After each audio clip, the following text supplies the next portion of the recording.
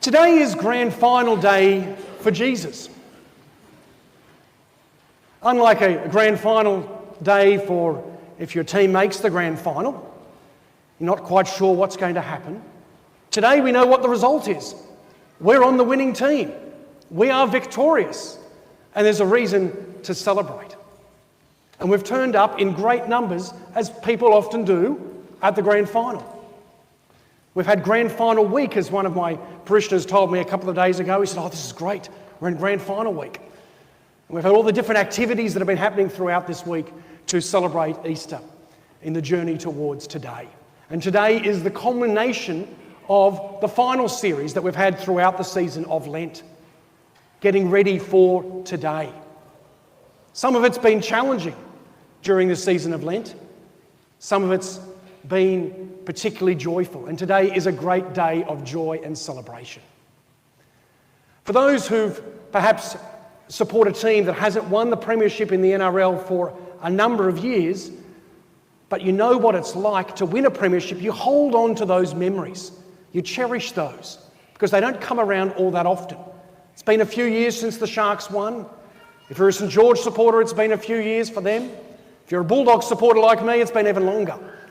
And I don't know about the Tigers, where are they? But we hold on to those victories. And today is an opportunity for us to hold on to the victory that Jesus wins for us. When Mary Magdalene goes to the tomb on the day of the resurrection, she wasn't expecting to see the tomb opened. She's expecting to see the tomb closed.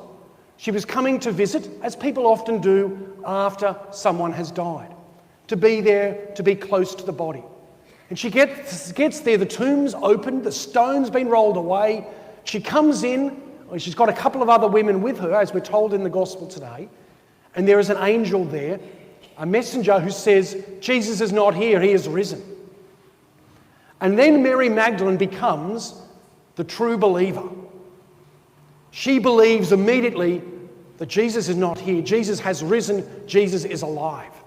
And then she's given a task to become a witness, to proclaim the resurrection to others. She's the very first person who's given this role to go and tell others. You can win the premiership, but if you hide it and don't tell anybody, then have you actually won anything? Mary Magdalene knows that Jesus has won, that Jesus has conquered death, and then she goes and spreads the good news to everyone.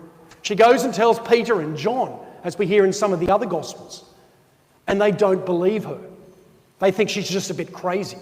How? Jesus has risen from the dead? No, this is not possible. And we know in some of the other Gospels about Easter Sunday, Peter and John then go down to the tomb. They have a look, and then they recognise and believe that Jesus has risen.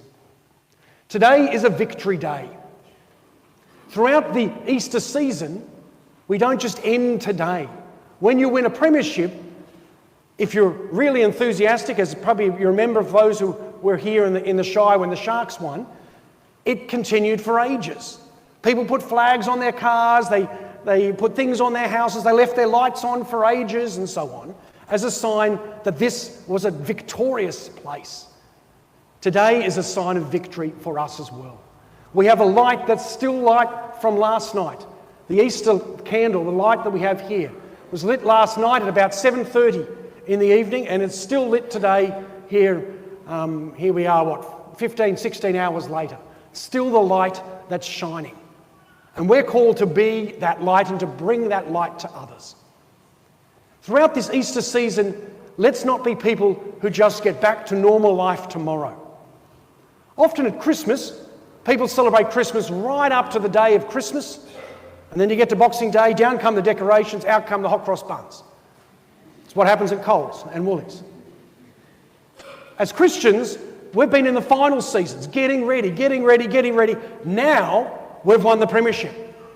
Jesus has risen, and now we continue to celebrate and live that out in our lives every day. And we live that out in the way that Mary Magdalene is told in the gospel today. First of all, we're called to be the true believers, to say, yes, Jesus is not in the tomb, Jesus is not dead, Jesus is alive. So that's the first thing we're called to do, to say, yes, we're believers, we know we've won, and we're going to let everybody know about that. So that's the second thing we're called to do. We're called to tell others about it, to witness to the resurrection, to wish people a happy Easter, to live that out in word, but we're also called to live that out in action. And the third thing Mary Magdalene's told is she's told to go and tell the apostles to go to Galilee, to go back and do what you're living normally, but to live as changed people. From today, we are called to be changed people. We are not controlled by the doubt that comes by not knowing if we're going to win, by the doubt that comes through sin and greed and hatred and violence. Today we are renewed as victors in the challenge of life.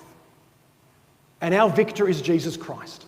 Jesus has won for us, and we participate in his joy in his life. Today, let us go with Easter joy, to believe as true believers, to spread the good news, and to live Christ in our daily actions through lives of love, of justice, of peace, and of mercy. Christ has risen, he has truly risen. Let us go into our world believing and proclaiming the risen Jesus.